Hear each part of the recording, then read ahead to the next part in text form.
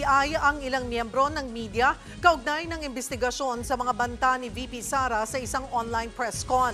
Ang ilan sa kanila inaming nagulat din sa pahayag ng bise. Nasa frontline ng balitang yan, si Elaine Fulgencio. Nagpunta sa NBI Cybercrime Division ang ilang mamamahayag mula sa Manila Times, Rappler at Inquirer ngayong umaga.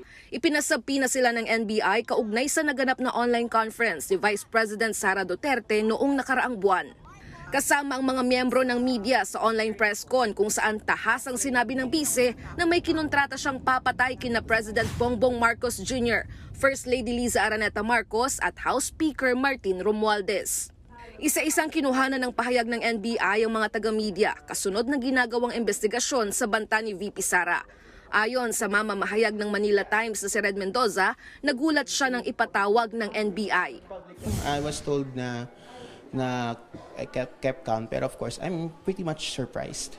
Na-surprised din ako kasi we were never expected to be called about the press conference. So we were just doing our job lang naman. Aminado siyang nagulat din sa narinig mula sa bise.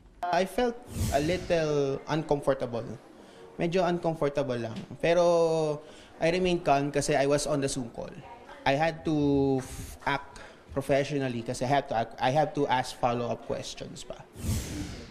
Bukas at sa Biyernes, inaasahang darating ang iba pang mamamahayag at vloggers na nakatanggap din ng subpoena mula sa NBI. Grave threats at paglabag sa anti-terror law ang nakikitang posibleng harapin ni VP Sara kaugnay ng pagbabanta. Una nang sinabi ng bise na taken out of context ang kanyang naging pahayag. Nagbabalita mula sa frontline, Elaine Fulgencio, News 5. Mga kapatid, Cheryl Cosim po, huwag maging huli at maging una sa lahat sa balitaan. Para sa tuloy-tuloy na talakayan sa Frontline, mag-follow at mag-subscribe sa social media pages ng News 5.